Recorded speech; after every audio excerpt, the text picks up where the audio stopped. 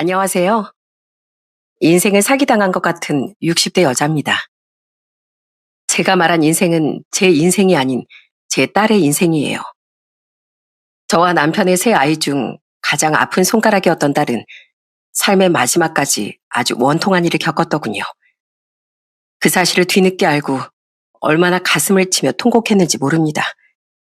그리고 제 딸에게 원통함을 안겨준 사람은 저희 가족 모두가 철석같이 믿었던 인물인데요. 그런 놈에게 딸이 자기 인생을 맡겼었다고 생각하니 꼭 사기당한 것 같고 너무 우라가 치밀더라고요. 그 서글픈 이야기에 한 번만 관심을 기울여 주시겠어요? 저는 수원에서 남편과 닭갈비집을 운영하고 있습니다. 우리에겐 첫째인 딸과 둘째, 셋째인 두 아들이 있는데요. 건강했던 두 아들에 비해 큰딸은 어릴 때부터 유독 마르고 잔병치레도 잦았었어요. 쓰러지기도 몇 번 쓰러져 딸은 유독 저와 남편의 아픈 손가락이었죠. 그래도 동생들 잘 챙기며 착하게 자라준 딸은 성인이 된 후엔 어느 정도 많이 건강해졌습니다. 비록 여전히 키도 작고 몸무게도 42kg밖에 나가지 않았지만요. 성인이 된 아이들은 각각 취업해서 다른 지역으로 뿔뿔이 흩어졌어요. 공무원이 된 딸은 서울에서, 또 둘째와 셋째는 각각 전라도와 제주도에서 자취를 했죠. 뭐? 결혼하고 싶은 사람이 생겼다고? 뭐 하는 사람인데? 나보다 2살 많은 헬스 트레이너야. 내가 너무 약하고 말라서 몸 좀 만들어 보려고 전에 비싼 돈 주고 PT 수업을 끊었었거든. 알지, 엄마? 왜 헬스 개인 트레이닝. 그때 내 수업 맡아줬던 선생님이 바로 용래 오빠야. 오빠가 먼저 대시에서 한 2년 만났는데 그렇게 착하고 성실한 사람이 없다니까. 시간이 흘러 32살이 된 딸은 결혼하고 싶은 사람이 생겼다는 기쁜 소식을 전해주더군요. 그런데 딸은 예비 사위의 직업이 헬스 트레이너라고 말해준 겁니다. 솔직히 그 얘기를 듣고 반가운 마음보단 약간의 우려가 앞서더군요. 헬스 트레이너 중엔 가벼운 사람이 많다느니 하는 얘기를 평소에 좀 들었거든요. 그래도 저와 남편은 딸의 안목을 믿고 결혼 인사를 오고 싶어 하던 사위를 집으로 초대했습니다. 엄마, 아빠, 용래 오빠 진짜 착하고 성실한 사람이야. 오빠만 계속 찾는 회원들도 엄청 많고 무엇보다 나밖에 모르는 사람이니까 잘 대해줘. 딸은 우리가 사위를 만나기 전부터 사위가 정말 건실하고 착한 사람이라고 말을 해줬거든요. 그런데 정말 만나보니 사위는 저희의 우려보다 훨씬 깍듯하고 예의 바른 착한 청년이더군요. 또 한편으론 짠한 면이 있기도 했는데요. 그날 남편과 술을 많이 마시면서도 최대한 흐트러진 모습을 보이지 않으려 애를 쓰던 사위는 자신의 속사정에 대해 털어놓기도 했어요. 전 어머니 사랑을 거의 모르고 자랐어요. 어머니는 제가 어릴 때 아버지처럼 가난한 농부랑 그 시골 구석에서 더는 살기 싫다면서 이혼해버리셨거든요. 그 뒤론 바로 재혼해서 저랑 완전히 인연까지 끊고 사셨고요. 지금은 어디 해외 가서 살고 있다던데 저한텐 거의 없는 존재나 마찬가지예요. 안사돈과 이혼한 후 박가사돈은 혼자 힘든 형편에 농사를 지으며 사위를 키우셨다더군요. 그래서 사위는 자신은 빨리 가정을 꾸리고 싶었다고 말했어요. 아주 화목하고 안정적인 가정을 꾸려 자신의 아이에겐 엄마 아빠의 사랑 모두 듬뿍 알려주고 싶었다고요. 전 제 어머니란 사람 말고 끝까지 절 책임지고 키워주셨던 아버지를 닮으려고 노력하면서 살았어요. 비록 제가 공부머리는 없어서 이렇게 운동 쪽 길을 걷게 되긴 했지만 그래도 저 맡은 일에 뭐든 최선을 다하는 성실한 놈입니다. 그래서 평생 승희랑 제 아이들만은 암 굶기고 살 자신 있어요. 믿어주시면 정말 좋은 남편, 좋은 사이가 되어 보이겠습니다. 그런 아픈 상처를 가지고 있으면서도 책임감 있고 바르게 자란 것 같은 사이가 점점 마음에 들더군요. 게다가 이후 상견례 때 뵈니 시골에서 농사를 지고 계신다던 사돈어른도 참 점잖고 선한 분이었어요. 그렇게 저희 딸은 사위와 결혼하게 되었죠. 그것도 저희 도움도 받지 않고 두 아이의 힘만으로 말입니다. 저와 남편은 딸에게 도움을 주겠다고 말했었는데 딸이 웃으며 거절하더라고요. 괜찮아요. 저흰 차근차근 바닥부터 시작하고 싶어요. 두 아이는 자신들이 모은 돈에 대출을 좀 많이 받아서 서울의 작은 빌라 자가를 구했습니다. 그렇게 결혼한 후 딸은 사위와 정말 행복하게 살더군요. 사위는 딸을 거의 공주님 대하듯 아껴줬고 딸도 그런 사위를 배려하고 아끼며 정말 잘 살더라고요. 딸은 결혼한 이듬해에 건강한 아들을 낳았는데요. 딸이 임신했을 동안 사위는 정말 지극정성이었어요. 여보, 혼자 계단 오르내리지 말라고 했잖아. 내가 부축해준다니까. 불면 날아갈까 어찌나 저희 딸을 애지중지하는지 보는 저와 남편이 다 행복해질 정도더라고요. 또 손주가 태어났을 땐 뒤늦게 소식을 듣고 병원에 달려갔다가 깜짝 놀라기도 했습니다. 사위가 병실 밖으로 저를 맞으러 나오더니 갑자기 엉엉 울기 시작했거든요. 다리에 힘이 풀린 듯 바닥에 무릎까지 꿇으면서요. 왜 그러는데? 우리 승이 뭐가 잘못됐대? 그게 아니고요. 집사람도 애도 다 건강한데 저 너무 무서웠어요. 혹시 애 낳다가 집사람이 잘못되기라도 할까 봐서요. 그래서 그만 장인 장모님을 뵈니까 긴장이 풀려서. 사위는 그냥 저희 딸을 너무 걱정했던 나머지 눈물이 쏟아졌던 겁니다. 그렇게 손주가 태어난 뒤 사위는 더더욱 딸에겐 좋은 남편이, 손주에겐 듬직하고 좋은 아빠가 되어주더라고요. 그렇게 때로는 어리더라도 듬직하고 남자다던 사위는 유독 저희 앞에서, 특히 제 앞에선 좀 종종 어린애 같은 모습을 보이기도 했었는데요. 저는 엄마 사랑을 잘 모르고 자랐다던 사위에게 꼭 저희 아들을 대하듯 친엄마처럼 잘해주려고 노력했었거든요. 저희 딸에게 잘해주던 사위에게 고마워서라도 전 어딜 가나 사위가 좋아하는 옷, 음식들을 제일 먼저 챙겨주기도 했었죠.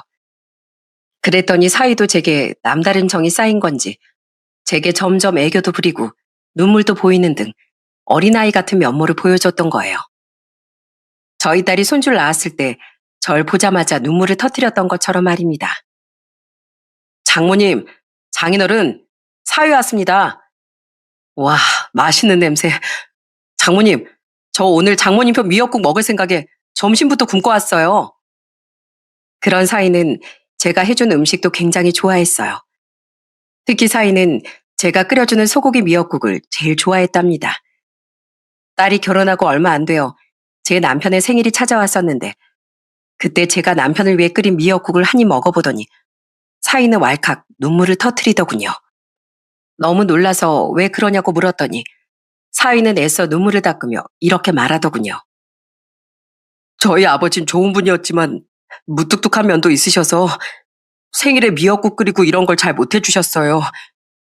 그래서 전 괜히 미역국에 대한 환상이 있었는데 이걸 먹어보니까 아주 예전에 제 어머니가 직접 끓여주셨던 미역국 맛이 생각났어요. 그래서 괜히 눈물이 났나 봐요. 죄송해요. 근데 맛은 장모님이 끓여주신 게 100배는 더 맛있네요. 저 이거 2그릇 먹고 가도 되죠? 저희 애들은 생일이 아니어도 자주 먹고 자란 미역국이건만 그런 사위의 말을 들으니 마음이 참 아프더군요. 이후 전 사위의 생일만 되면 꼭 생일에 만나지 않더라도 사위에게 미역국만은 꼭 챙겨줬습니다. 집으로 초대해서 먹이기도 하고 애들이 바빠 보이면 슬쩍 미역국과 반찬을 만들어 서울의 애들 집까지 가져다 주기도 했죠. 그렇게 사위라는 새 가족이 생기며 저희 가족에겐 더 큰 행복의 나날이 계속됐습니다.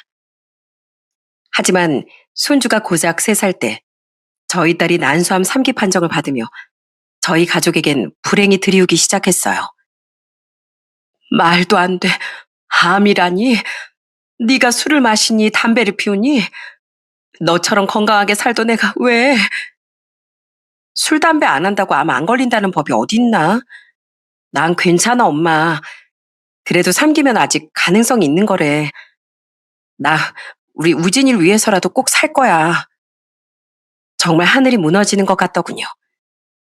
어릴 적부터 그렇게 병치를 하던 딸이 결국 그런 무서운 병까지 걸렸다니 너무 절망스럽더라고요. 그때 저와 남편 그리고 사위는 크게 오열했었는데요. 오히려 딸은 씩씩하게 치료에 대한 의지를 드러냈습니다. 그렇게 딸은 수술을 받고 5달가량 항암 치료까지 받았어요. 그때 비록 큰 부작용을 겪긴 했지만 딸은 씩씩하게 이겨내줬죠. 여보, 고마워. 다 이겨내줘서 정말 고마워. 난 정말 당신 없이 못 살아. 딸이 마지막 항암 치료를 마쳤을 때 그동안 지극정성으로 딸을 간병했던 사위는 딸의 손을 잡고 펑펑 울었습니다. 이후 딸은 많이 호전되는 모습을 보였었는데 불행히도 그건 찰나일 뿐이었어요. 딸은 고작 2달 뒤쯤 또다시 복부 통증과 식욕 저하 등의 이상 증세를 느꼈고 결국 재발 판정을 받고 말았거든요. 그때 딸의 상태는 거의 말기라는 의사의 말을 듣고 전 바닥에 털썩 주저앉고 말았습니다. 괜찮아, 엄마. 꼭 말기 판정 맞는다고 다 인생 끝나는 건가? 끝날 때까진 끝난 게 아니잖아. 그럼에도 불구하고 딸은 마지막까지 희망을 잃지 않으려 애를 쓰더군요. 하지만 전과 다르게 딸의 상태는 급속도로 나빠지기 시작했어요. 저와 남편은 당분간 가게까지 쉬어가며 딸의 옆에 꼭 붙어 있었죠. 이게 정말 마지막일까 싶어 두려웠거든요. 또 저와 남편은 그때 우리와 교대로 딸을 간병하랴, 일도 다니랴, 마음고생까지 하랴 정신없었던 사위를 위해 사위의 부탁으로 잠시 손주도 봐주었습니다. 감사해요, 장모님, 장인어른. 두 분도 힘드실 텐데 제가 지금 정신으론 도저히 우진이를 잘 챙겨줄 수 없을 것 같아서요. 괜찮네. 그러니까 자넨 자네 몸이라도 잘 챙겨. 그만 좀 울고. 아휴, 그러다 자네 몸에 있는 물기가 아주 다 날아가겠어.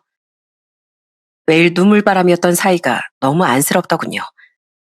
사위와 딸이 얼마나 금슬이 좋았는진 그 둘을 아는 모두가 알고 있었으니까요. 최대한 자주 딸을 보러 오던 저희 아들들도 사위를 보면 차마 괜찮냐는 말조차 건네지 못했습니다. 그런데 투병을 시작한 지 10달쯤 지난 어느 날부터 저희 딸은 툭 하면 눈물을 터뜨리더니 표정도 자꾸 우울해져 가기 시작했어요. 그전까진 그래도 최대한 밝은 모습을 보이려고 하던 애였는데 말입니다. 처음엔 애가 아파서 그런 건가 했지만 사위와도 분위기가 묘하게 싸늘한 것 같아 전 딸에게 몇 번이나 물어봤습니다. 너 대체 왜 그래? 무슨 일 있어? 왜? 이서방이랑 싸웠어? 아니야, 엄마. 그냥 힘들어서 그래. 엄마, 내가 없어도 우리 우진이 잘 챙겨줄 수 있지? 우리 우진이 내가 세상에 없어도 엄마랑 아빠가 잘 챙겨줄 거지? 당연히 그럴 거야. 그러니까 벌써부터 네가 없는 세상 얘긴 좀 하지 말아라. 제발. 딸은 그냥 몸도 마음도 힘들어서 그런 거라며 자꾸만 손주를 저와 남편에게 부탁하더군요. 자꾸만 자신이 없는 세상을 대비하려는 것 같은 딸의 말에 가슴이 찢어질 것 같았죠. 그래도 전 혹시 정말 무슨 일이 있는 건가 싶어 사위에게도 딸이 왜 그러는지 아냐고 물어봤었거든요. 그때 사위는 폭포수 같은 눈물을 쏟아내며 이러더라고요. 장모님도 눈치채셨어요? 아무래도 저희 집사람 저한테 자꾸 먼저 정을 떼려고 하는 것 같아요. 제가 집사람 없으면 전 어떻게 사냐면서 너무 힘들어하니까 그 착한 사람이 절 위해서 그러는 것 같아요. 그럴수록 자꾸 집사람이 제 곁에서 멀어지는 것 같아서 저 너무 괴로워요, 장모님. 그런 사위의 말을 들어보니 착한 딸의 성격엔 또 그럴 수도 있을 것 같아 가슴이 미어졌습니다.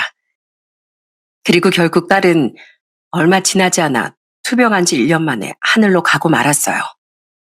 이제 고작 4살 된 손주를 두고 말이죠. 사돈 어른은 한달음에 달려와 장례식 내내 자리를 지켜주셨고 딸의 친구들과 공무원 동료들도 정말 수많은 분이 와서 딸의 마지막을 배웅해 주셨습니다. 그런 감사한 조문객들을 맞이하는 건 대부분 저희 아들들 차지였어요.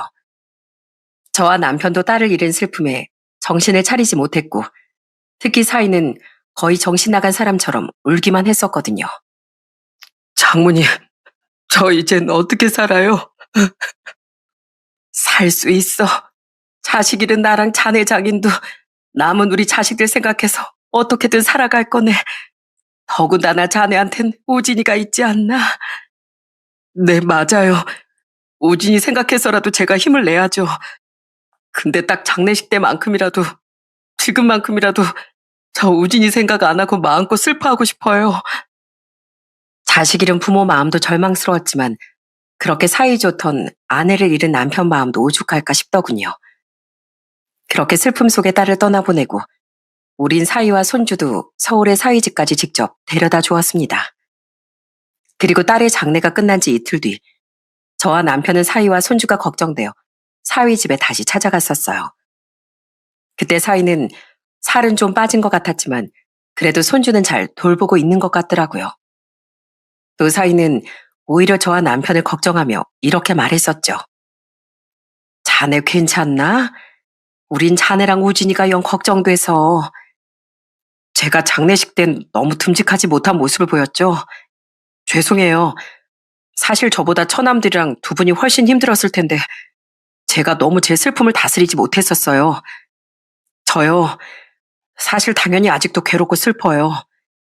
그래도 아직 엄마가 영영 하늘로 간지도 모르는 우리 우진이 위해서라도 저 씩씩해지려고요. 전 앞으로 재혼도 절대 안 할 거고요. 평생 우리 우진이 열심히 키우는 데만 신경 쓰면서 살 거예요. 너무 그렇게 단어 말어. 자네 아직 젊잖아. 아니에요. 저한텐 평생 여잔 승희 하나뿐인걸요. 그리고 저한텐 우진이 잘 키워내는 게 세상에서 제일 중요해요. 장인어른 장모님, 저 아빠잖아요. 강해요. 그러니까 제 걱정하느라 여기까지 또 오실 필요 없어요. 오히려 제가 두 분을 찾아뵈야죠. 사인, 앞으로 손주를 위해 강해질 거라며 전처럼 의젓한 모습으로 오히려 우리를 안심시키더군요. 그런 사이가 너무 안쓰럽기도 하고 기특하기도 했죠. 또 우린 그런 사이 덕에 손주 걱정은 한숨 덜고 집으로 돌아올 수 있었습니다. 사이가 원래 손주에게 얼마나 잘했는지 잘 알고 있었으니까요. 그렇게 저와 남편은 전보다 자주 수원으로 올라와 저희를 위로해줬던 아들들 덕에 슬픔을 달래고 사위와도 한 번씩 통화를 하며 딸이 없는 세상을 그렇게 살아갔어요. 그리고 딸이 세상을 떠난 지 2달 뒤쯤 사위가 손주를 데리고 저희 집에 찾아왔더라고요. 자네 왔나? 아이고, 우리 우진이도 왔구나. 할머니, 할아버지. 사위가 손주와 잠깐 저희 집에 다녀간 지가 1달 정도 됐었기에 저와 남편은 그들을 버선발로 맞아줬어요. 그리고 어딘가 표정이 결연해 보였던 사위는 저와 남편 앞에 무릎을 꿇곤 돈을 빌려달라는 부탁을 하더라고요. 앞으로 혼자 손주를 키우기 위해선 직접 헬스장을 차려야겠다며 말입니다. 제가 직접 헬스장을 차려야 돈도 전보다 더 벌고 시간도 자유롭게 쓸 수 있을 것 같아요. 직원들 몇 두면서요.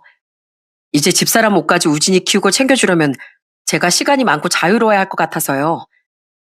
그래서 지금 좀 알아보고 있는데 생각보다 자금이 부족해요. 대출로 받을 수 있는 돈도 한계가 있어서요. 사위는 보증금 1억 5천에 월세 800짜리 매물을 눈여겨봐뒀는데 돈이 부족하다고 말하더군요. 사위는 울먹이기까지 하며 고개를 떨군 채 그 모자란 돈을 부탁했던 겁니다. 박가사도는 사정이 좋지 않아 도와줄 형편이 안 되신다면서요. 얼마나 모자란데? 가계약금은 제가 낼 수 있어서 나머지 보증금은 한 1억 3천 정도 필요할 것 같고요. 내부 수리 비용이랑 헬스 기구들만 해도 몇 천이 드는데 그것도 제가 대출받고 모은 돈 다 털어놓으면 해결할 수 있을 것 같아요. 그래서 말인데요, 장인어른 장모님, 정말 죄송한데 저 보증금 1억 3천만 원만 좀 빌려주시면 안 될까요? 제가 여유 생기면 차근차근 꼭 갚을게요. 그리고 헬스장 사업이 생각보다 잘 풀리지 않는다고 해도 어차피 보증금이니까 나중에 그 돈 100원도 빼놓지 않고 고스란히 돌려드릴게요. 저 진짜 우진이랑 잘 살아보고 싶어서 그래요. 제발 도와주세요. 엄마도 없는데 아빠까지 계속 애 곁을 비울 수는 없잖아요. 사위는 자신을 따라온다고 말한 회원도 많고 정말 헬스장을 성공시킬 자신이 있다며 연신 부탁했습니다. 평소 아들처럼 여겨왔던 사람이었고 사위가 돈 욕심이 있던 사람도 아니었기에 남편도 저도 크게 의심하진 않았었어요. 사위가 자신이 보고 온 매물이라며 직접 찍어온 사진들을 보여주기도 했었고요. 하지만 워낙 큰 돈이기에 고민할 시간이 필요했는데 결국 남편과 전 상의 끝에 사위를 도와주기로 했습니다. 어차피 보증금이니 돌려받을 수 있는 돈이기도 하고 손주를 위해 열심히 살고 싶다던 사위를 도와주고 싶었거든요. 그렇게 우린 그달 말까지 사위에게 그 돈을 마련해 주기로 했죠. 그리고 며칠 뒤 사위는 계약금을 넣고 왔다며 저희에게 전화를 걸더군요. 이제 잔금한 이달 말까지 잘 부탁드립니다, 장모님. 저 꼭 열심히 하겠습니다. 하늘에서 보고 있을 우진이 엄마를 위해서라도 저 진짜 최선을 다할 거예요. 그래, 우린 자네를 믿네. 그때까지만 해도 우린 사위를 철석같이 믿었습니다. 그리고 손주와 하늘에 있는 딸을 위해서라도 사위를 돕는 게 맞는 행동이라고 생각했었고요. 하지만 일주일 뒤 저는 아주 무서운 사위의 실체를 알아버리고 말았죠. 평일이었던 그날은 사위의 생일로 저는 저희 딸을 잃고 많이 쓸쓸해하고 있을 사위를 위해 사위의 집에 찾아갔습니다. 몇 가지 사위가 좋아하던 반찬과 사위가 제일 좋아하던 소고기 미역국까지 만들어 커다란 냄비에 담아서 말이죠.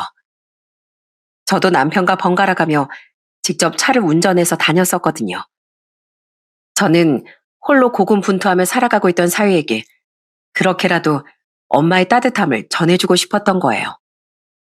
남편은 잠시 급한 볼일이 있어 함께 가지 못했었고요. 오늘은 집에 일찍 들어와서 우진이랑 둘이 조용하게 생일을 보낼 거라더니 우진이를 챙기고 있나? 아니면 아직 퇴근을 못했나? 분명 집에 있을 거라던 사위가 전화를 받지 않아 전 음식들을 들고 사위의 집 앞으로 갔습니다. 전 우선 미역국이든 무거운 냄비를 내려놓은 뒤 반찬이든 쇼핑백은 손에 쥔 채 초인종을 눌렀어요.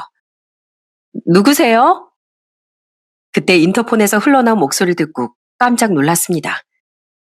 분명 사위와 손주밖에 없어야 할 그 집에서 웬 낯선 여자의 목소리가 들려왔거든요. 당황한 제가 아무 말 못하고 우물쭈물하고 있던 사이 현관문이 벌컥 열리더군요. 그리고 정말로 웬 모르는 젊은 여자가 나오더니 제게 다시 묻지 않겠어요? 어? 아주머니 누구세요? 그쪽은 누구세요? 네? 그런 아주머니 누구신데 남의 집에 와서 갑자기 저한테 누구냐고 물어보세요? 저도 어리둥절해서 그 여자에게 누구냐고 물었지만 그 여자는 그곳이 마치 자기 집인 듯 당당하게 다시 되묻더군요. 그렇게 이게 무슨 상황인가 잠시 그 여자 눈동자에 물음표를 띄우고 있는데 집 안쪽 화장실에서 마침 사위가 나오는 모습이 보였습니다. 편한 옷을 입고 수건으로 머리를 탈탈 털고 있는 모습을 보니 이제 막 퇴근하고 씻고 나온 것 같더라고요. 그런데 제가 사위에게 아는 척을 하기도 전에 그 여자가 인기척을 느끼고 뒤를 돌아보며 한 말에 저는 정말 기절할 뻔했어요. 다 씻었어? 여보, 근데 어떤 아주머니가 오셨는데 아는 분이야? 어? 누군데? 아까 우리가 시킨 배달 음식 온 거 아니야? 나도 그런 줄 알고 문 열어드렸는데 그게 아닌 것 같아서 그래. 그 여잔 사위에게 여보라고 불렀던 겁니다. 대체 저희 딸이 세상을 떠난 지 고작 2달밖에 안 된 마당에 왜 낯선 여자가 사위에게 그것도 여보라고 부르고 있는지 도저히 이해가 되지 않더군요. 그리고 이내 문 앞에 서 있던 절 본 사위는 경악한 표정으로 곧장 바닥에 주저앉아 버렸어요. 어? 자네 뭐야? 지금 대체 이게 무슨 상황이야? 그리고 저 여자 누구야? 아, 그게 아는 동생인데요. 우리 우진이 좀 봐준다고 해서 잠깐 집으로 불렀어요. 뭐? 무슨 말 같지도 않은 소리야? 방금 저 여자가 여보라고 하는 소리 내가 다 들었는데. 이봐야 아가씨, 당신 누구야? 대체 누군데 이 집에 있냐고. 어찌나 놀란 건지 사위는 절 제대로 부르지도 못하고 변명부터 늘어놓더군요. 누굴 바보로 아는 건가 싶어 전 다시 그 여자를 보며 까랑까랑한 목소리로 물었습니다. 그러자 그 여자 또한 당황스러워하며 아주 경악할 만한 대답을 내놓더라고요. 어? 아니, 이게 무슨 일이야 대체? 저 오빠랑 동거하는 사람인데요. 조금 있으면 결혼할 예비 아내예요. 뭐라고요? 예, 예비 아내? 동거? 진짜 기가 찼습니다. 저희 딸이 간지 얼마나 됐다고 동거라니요? 결혼이라니요? 그런 그 여자의 말에 사위는 황급히 자리에서 일어나 그 여자 입을 막으려고 이러더군요. 조용히 해 좀. 이분 우리 장모님이시라고. 뭐? 어머, 어떡해. 난 몰라. 눈치를 보니 그 여자 또한 사위가 사별한 지 얼마 안 됐다는 걸 아는 것 같았습니다. 저는 너무 충격을 받아 쇼핑백을 바닥에 툭 떨궜어요. 그리고 그 순간 할머니다 할머니 하고 해맑은 모습으로 절 부르며 손주가 나오더군요. 안에서 TV 소리가 들리는 걸 보니 4살배기 손주는 TV를 보다 소란스러운 소리를 듣고 나와본 것 같더라고요. 저는 너무 경황이 없어 우선 좋게 좋게 손주에게 방으로 좀 들어가 있으라고 말해줬습니다. 아직 잘은 모르겠지만 분명 사이가 제 딸과 우리의 뒤통수를 세차게 후려친 것만은 확실한 것 같았거든요. 그러지 않고서야 어떻게 딸이 세상을 떠난 지 2달밖에 안 된 마당에 다른 여자가 그놈의 예비 아내라는 말을 하고 있었겠습니까? 사위는 뻔뻔하게 저희 딸과 살던 그 집에서 다른 여자와 벌써부터 동거를 하고 있었던 거예요. 자네 여태까지 우리한테 한 말 전부 거짓말이었나? 아직 자네도 젊으니까 평생 자네가 혼자 살기만을 바란 건 아니었네. 그런데 우리 딸 간지가 고작 2달이야, 2달. 근데 2달 만에 여자가 막 생긴 것도 아니고 이미 동거를 하고 있고 결혼까지 약속했다고? 자네 우리 딸 가기 전부터 저 기집애랑 바람 피웠지? 그게 아니고요, 장모님.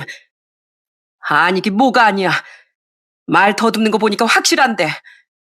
아이, 진짜 환장하겠네. 그러니까 내가 아무한테나 문 열어주지 말라고 했잖아, 당신. 슬쩍 찔러봤더니 역시나 그놈은 저희 딸이 세상을 떠나기 전부터 바람을 피우고 있었던 게 맞았더군요. 순간 언젠가부터 자꾸만 울고 사위와 사이도 어색해 보였던 딸의 모습이 떠올랐어요. 저는 우라가 치밀던 와중에 설마 싶어 물었습니다. 아무나? 내가 아무난가? 잠깐. 설마 자네가 바람 피우고 있던 걸 우리 승희도 알고 있었나? 그래서 애가 그렇게 울고 우려하고 그랬던 거야? 설마 암투병 중인 우리 딸한테 그런 잔인한 짓을 저질렀나 자네? 얼른 바른 대로 말하지 못해? 그게 집사람이 우연히 알게 되긴 했었는데요. 정말 우리 딸이 알고 있었다고? 그걸 우리 딸이 가만히 있었단 말이야? 심장이 쿵 하고 떨어지는 것 같더군요. 제발 아니길 바랬건만 딸은 사위의 바람을 이미 알고 있었던 겁니다.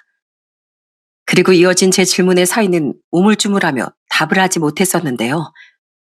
그런 그놈 대신 그 상간녀가 고개를 빳빳이 쳐들고 더 충격적인 말을 해주더군요. 여보, 이미 그 여잔 이 세상에 없잖아. 그럼 저 아줌마도 사실상 당신이랑 남남이나 다름없는데 왜 그렇게 눈치를 봐? 그냥 솔직하게 다 말해. 이봐요, 아주머니. 용래 오빠가요. 아줌마 딸한테 그랬대요.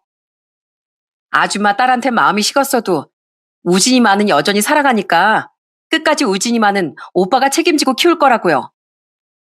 그런데 괜히 아줌마랑 아줌마 가족한테 오빠가 바람난 사실 알리면 그땐 우진이 그냥 고아원에 버리고 나 몰라라 할 거라고 했대요.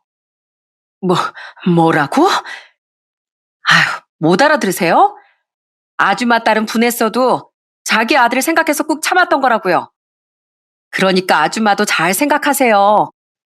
저희가 우진이 진짜 고아원에 보내버리는 거 싫으시면 앞으로 우리 인생에 신경 끄고 아줌마 인생이나 잘 사시라고요.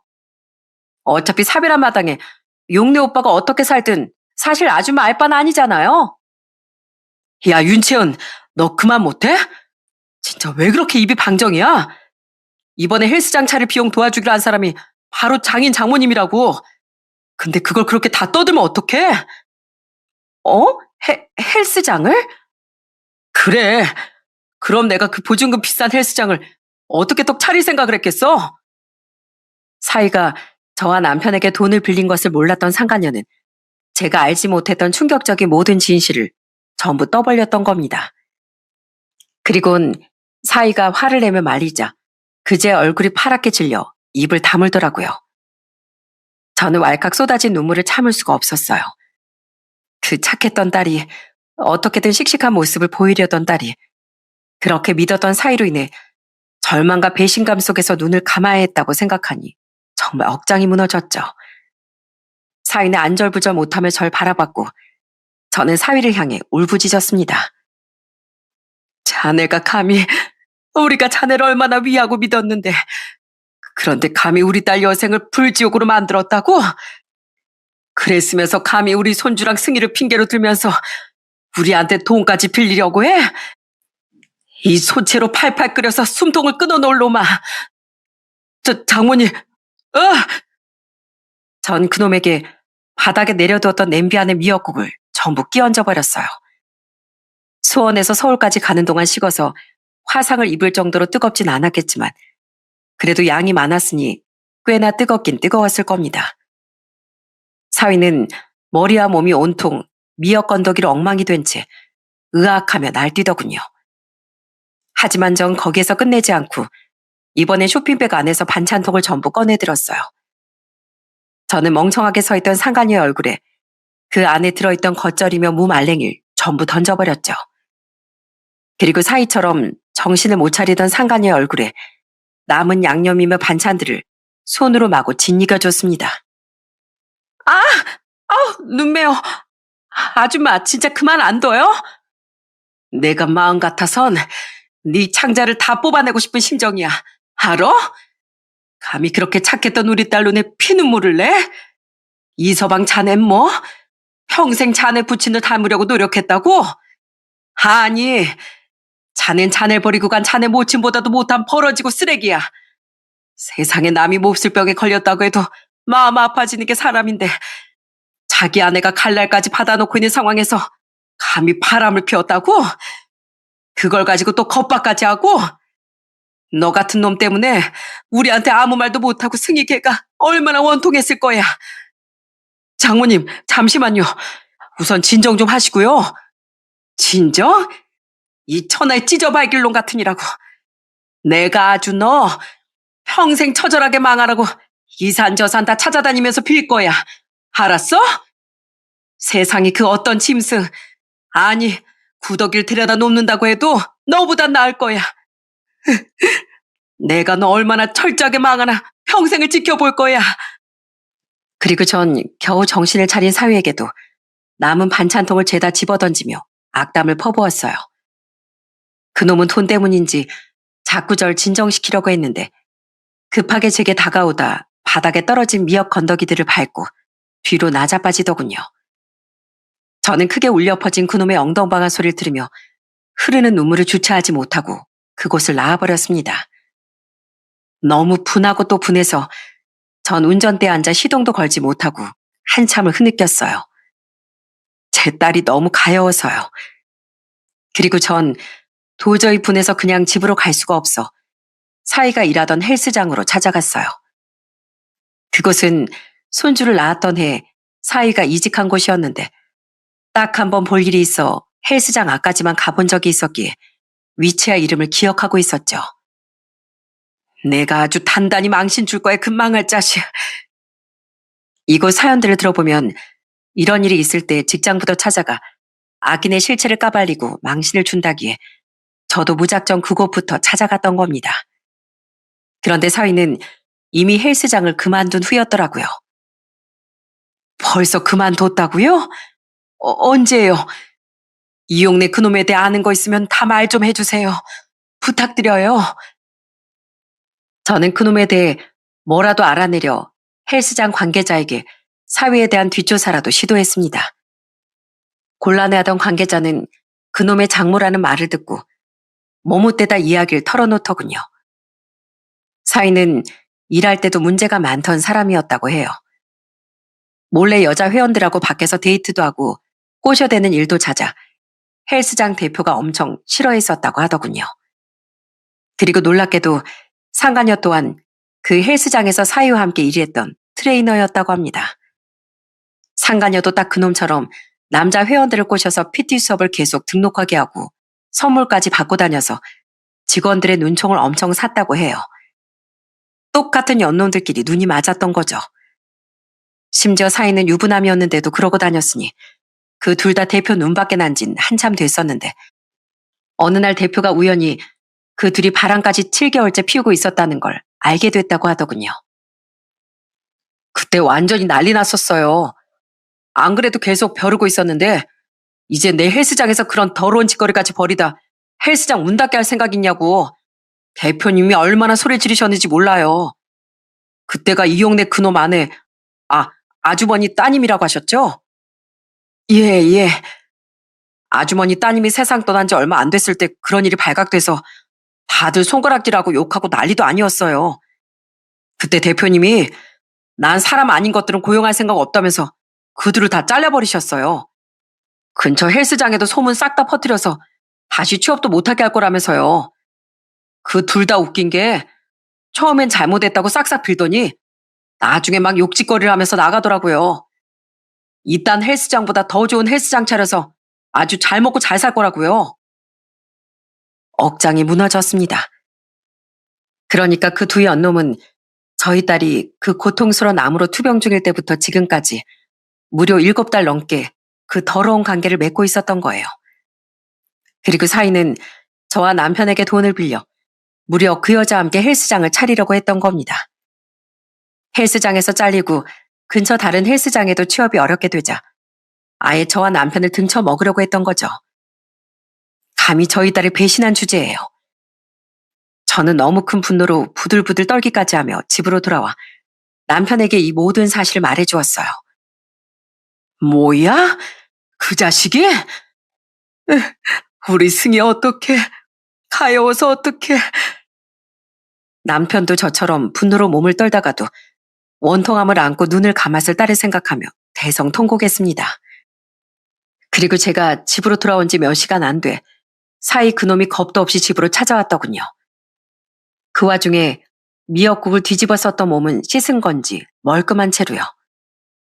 저는 문을 열어주지 않으려고 했는데 왜인지 남편이 문을 벌컥 열어줬어요. 그놈은 문이 열리자마자 현관에 바로 무릎을 꿇고 싹싹 빌더라고요. 죄송합니다, 장인어른 장모님. 제가 그랬으면 안 됐는데 그만 잠시 유혹에 흔들리고 말았어요. 저 당장 헤어질게요. 그리고 앞으로는 정말 평생 우리 우진이만 보면서 살게요. 이번 달 말까지 얼마 남지도 않았는데 저 나머지 보증금 못 내면 큰일 나요. 계약금 다 날린다고요. 그리고 그 계약금이야 그렇다 치더라도 헬스 기구들도 저 이미 다 구입 신청해놨단 말이에요. 싸게 사려고요. 그게 다 얼만데요. 저요, 그 헬스장 꼭 개업해야 돼요. 제발 한 번만 용서해주세요. 그거 제 전 재산을 들여서 투자한 거란 말이에요. 제발 도와주세요. 우리 우진이를 봐서라도 두 분 딸을 생각해서라도 제발 도와주세요. 그러면 그렇지. 그놈이 진짜 반성을 해서 저희 집에 찾아왔겠습니까? 당장 헬스장 계약이 무산되면 쪽박차게 생겼으니 살려달라고 찾아온 거죠. 그때 남편은 그 괘씸한 놈의 얼굴에 주먹을 내리 꽂아버리더군요. 저희 남편이 나이는 60대가 됐어도 아직 힘은 꽤나 센 편이었거든요. 워낙에 덩치도 크고 공장 다닐 때부터 몸 쓰는 일을 많이 해서요. 그런 남편의 주먹을 맞은 사이는 얼굴을 감싸지고 으긋거리더군요. 남편은 그런 그놈을 짐짝 치우듯 발을 사용해 집 밖으로 떠밀면서 말했죠. 감히 우리 딸한테 그딴 짓을 해놓고도 우리한테 돈을 바래? 내가 이대로 네 놈한테 한 방도 못 먹여주면 나중에 우리 딸 볼라치 없을 것 같아서 문 열어줬다. 돈 같은 소리 하고 있네. 네 놈이 당장 길바닥에 나앉는다고 해도 우리 눈 하나 깜빡하지 않을 거니까. 아니, 오히려 박수갈채 보낼 거니까 당장 나가. 알았어? 이 천벌 받을 놈 아주 지옥 불구덩이나 빠져버려. 우린 그놈이 만약 우릴 고소했다고 한들 신경도 쓰지 않았을 겁니다. 마음 같아서 나의 그놈을 직접 우리 손으로 요절을 내주고 싶었으니까요. 그런데 그렇게 저희에게 쫓겨난 그놈은 그 뒤로도 매일같이 심할 땐 하루에 2번씩도 저희에게 매달리더군요. 저희가 문을 열어주지 않으니 집 앞에서 난리를 치거나 모르는 번호로 전화나 문자를 보내면서요. 그 와중에 사람들 많은 곳은 창피했는지 저희 가게로는 찾아오지 않았죠. 장모님, 장인어른, 저 한 번만 살려주십시오. 네? 그 헬스 기구들 계약금에 들어간 돈들 다 제 거란 말이에요. 그 여자 돈은 한 푼도 안 들어갔어요. 저 대출까지 받고 영끌해서 그 헬스장 차리려고 했던 건데 그것들 날리면 저 진짜 개털돼요. 헬스 기구들도 싸게 사들였던 거라 다시 팔아도 더 헐값밖에 못 받는다고요. 장모님, 제가 어떻게 하면 될까요? 네? 저 그 여자랑도 진즉 헤어졌어요. 진짜예요. 어차피 그 여자 장모님이 다녀가신 날 이미 헬스장 차리긴 다 튼 것 같다면서 집을 나가버렸단 말이에요. 나쁜 기집애. 걔는 처음부터 절 진지하게 생각도 안 했던 거예요. 역시 저한테 승희뿐이었는데 그걸 제가 너무 늦게 깨달았어요. 제발 저 한 번만 용서해 주세요. 정말 질려버릴 것 같더군요. 하지만 경찰에 신고해서 쫓아도 내고 전부 무시했더니 이번엔 그놈이 술까지 취해서 또 집 앞에 찾아왔더라고요. 그런데 그놈 하는 말을 들어보니 이번에 손주까지 데려온 것 같더라고요. 안 그래도 손주 걱정은 계속 하고 있던 저와 남편은 놀라서 우선 문을 열어주었습니다. 그놈은 정말 손주와 함께 손주의 짐까지 들고 왔었어요. 그리곤 한다는 말이 아주 괘씸하기 짝이 없었죠. 2분이 저 진짜 망하게 하시잖아요? 그럼 저 얘 못 키워요. 맞벌이하거나 같이 키울 집사람도 없는데 제가 그 와중에 애까지 혼자 어떻게 키워요? 2분이 그렇게 끝까지 저 안 도와주시면 저 얘 그냥 고아원에 보낼 거예요. 어쩌실래요? 네? 뭐야? 세상 이런 천벌 받을 놈을 봤나. 자네 버리고 떠난 자네 모친을 평생 그렇게 원망하더니 자네 나이 한술 더 떠서 애를 고아원에 보내버리겠다고? 제가 뭐 오죽하면 이렇게까지 하겠어요? 아니면 2분이 키우시던가요? 그 연세 이 어린애 키우는 게 아주 고생스럽고 좋겠네요. 그죠? 그래, 애랑 짐은 여기 다 두고 가게. 우리 손주 우리가 키울 거니까. 세상 살다 우린 자네처럼 몹쓸 인간은 처음 봤네. 어떻게 애를 그렇게 번번이 겁방용으로 이용해 먹나? 어? 세상 천지 어떤 부모가 그딴 짓을 해. 자네 부모 자격도 없으니까 2번 다시 애 얼굴 볼 생각도 말게. 알았어? 아, 예. 어디 한번 키워보세요, 그럼. 그 연세 애 다시 키우는 게 어디 쉬울 줄 아세요? 곧 저한테 미안하다면서 제발 애 데려가라고 사정사정해 되실걸요? 그놈은 기가 막히게도 또 손주를 이용해 자신의 사리사욕을 채우려고 했던 겁니다. 안 그래도 손주가 걱정된 와중에 그 꼴을 보니 정말 속이 뒤집어지더라고요. 저와 남편은 술에 취해 비틀거리던 그놈을 소금까지 뿌려 쫓아냈어요. 엉엉 울던 손주를 짐과 함께 얼른 집으로 들이면서요. 손주가 아직 어려서 다행이지 애가 어른들 말귀를 다 알아들었으면 얼마나 큰 상처가 됐을까 생각하니 너무 가슴이 아팠습니다. 이후 손주는 쭉 저와 남편이 맡아서 키우게 됐어요. 차라리 잘된 일이라고 생각했죠.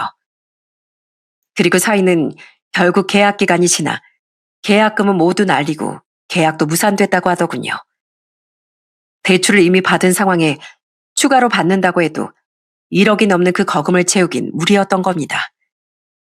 미리 사뒀다던 헬스기구야 헐값에 처리했는진 어쨌는진 잘 모르겠네요. 어쨌든 확실한 건 그놈은 그 일로 몇천이라는 생돈을 날리게 됐다는 거예요. 아주 어정쩡하게요. 그리고 그때로부터 지금은 2년이 지났는데요. 들리는 소문으론 그놈은 조그마한 지방의 헬스장에서 트레이너로 일하고 있다고 하더군요. 그놈은 살던 집을 팔고 그 지방으로 내려간 모양인데 그 작은 집을 판 돈으로 집 대출금을 포함해 아직 산더미처럼 남아있던 대출금을 갚고 나니 그 시골에 가까운 지방에서 작은 전셋집 하나 구할 정도밖에 여유가 남지 않았었나 보더라고요. 그리고 2년 전 모든 사실을 알게 된 사돈어른은 그놈과 인연을 끊어버리셨다고 해요. 죄송합니다. 제가 자식을 잘못 키웠습니다. 제가 하늘에 있는 애미한테 들 낯이 없네요. 사돈 어른은 그때 저와 남편에게도 전화해 직접 사과를 하셨습니다. 그놈과 달리 성정이 고든 분이었으니 자식의 허물을 용서하지 못하셨던 거죠. 그렇게 가족도 돈도 다 잃은 사이는 그동안 제게 번호를 바꿔가며 몇 번이나 가소로운 연락을 시도했었어요. 저 그 여자랑 헤어진 후로 진짜 아무도 안 만났어요, 장모님. 그렇게 혼자 외롭게 지내고 있다 보니까 우리 우진이가 너무 그리워요. 제가 정말 잘못했어요, 장모님. 저 한 번만 용서해 주시면 앞으로는 정말 평생 승희한테 속지 않은 마음으로 살게요. 그렇게 애가 보고 싶다는 사람이 애를 우리한테 맡겨만 놓고 양육비 한 번을 안 보내나? 애 양육비 보내라고 내가 몇 번을 말해? 자네가 진심으로 단 1도 뉘우치지 않았다는 거 우린 잘 알고 있네. 이렇게 계속 연락하는 것도 제발 마음 풀고 다시 자네한테 헬스장 차려주길 바라는 거 아닌가? 아니면 외로워서 그러든가. 못된 사람 같으니라고. 우린 자네를 용서해줄 마음 요만큼도 없으니까 좋은 말 할 때 애 양육비나 보내게. 아니면 법원에서 우리 얼굴 보게 될 줄 알아? 저는 그런 사위에게 양육비 독촉을 할 때만 답장을 하곤 했습니다. 저는 그놈이 문자로 악어의 눈물을 흘리고 있다는 걸 잘 알고 있었거든요. 그리고 그 용서할 수 없는 놈이 계속 양육비를 보내지 않는다면 아주 유능한 변호사를 알아봐서 못 받아낸 양육비를 다 청구해서 받아낼 생각이에요. 할머니, 엄만 언제 와요? 어디 갔어요? 엄마? 우리 우진이가 좀 크면 엄마가 어디 가셨는지 알게 될 거야. 대신 지금은 할머니가 엄마 사진 보여줄까? 좋아요. 엄마 보고 싶어요. 얼마 전 엄마를 보고 싶어 하던 손주에게 딸의 사진을 보여줬습니다. 벌써부터 애가 엄마 얼굴을 잘 못 알아보는 것 같기에 참 마음이 아팠죠. 그래도 손주는 다행히 아빠는 찾지 않고 잘 지내주고 있어요. 저와 남편과 함께 손주를 챙겨주려 자주 저희 집에 놀러 오고 있는 두 아들도 손주에게 최대한 아빠의 빈자리를 메꿔주려고 노력하고 있고요. 그렇게 손주는 다행히 잘 지내고 있지만 아직도 저와 남편은 손주를 보면 문득문득 딸이 떠올라 눈물을 삼키곤 합니다. 아직도 모든 걸 알고서도 속으로 고통을 삼켜야 했던 딸을 생각하면 가슴이 찢어질 것 같네요. 딸은 그래도 그놈이 마지막까지 손주는 잘 챙겨줄 거라 믿으며 눈을 감았을 겁니다. 그런데 마지막까지 손주를 이용해 저희를 겁박하려 했던 그놈의 모습을 딸이 봤더라면 통곡을 했을 것 같습니다. 그놈이 아무리 손주를 아껴 썼다고 한들 결국 자기 자신을 위해서라면 자식마저도 쉽게 버릴 악질이었다는 걸 이젠 잘 알고 있어요. 그러니 저와 남편은 그런 그놈에게서 평생 손주를 잘 지켜내며 밝고 바르게 키워낼 겁니다. 그것이 하늘 품고 세상을 떠난 딸에게 우리가 해줄 수 있는 마지막일 테니까요. 제가 이곳에 사연을 보내게 된 이유는 천벌 받을 짓을 하고 산 겁없는 인간의 말로는 결코 좋지 못하다는 걸 알리고 싶어서랍니다. 다른 여타 사연들과 같이 말이죠. 그래서 제발 저희 딸과 같은 가여운 피해자가 더는 생기지 않았으면 하는 간절함을 이 사연에 간절히 담아보았습니다. 또한 부디 고통스럽게 생의 마지막을 향해 달려가고 있던 제 딸의 가슴에 비수까지 꽂아 넣었던 제 전 사위와 그놈처럼 용서받지 못할 죄를 저지른 악인들에게 평생 천벌이 따르길 꼭 바라고 싶네요. 그럼 전 이만 여기서 사연을 마쳐볼게요. 제 이야기에 끝까지 관심 주셔서 감사드립니다.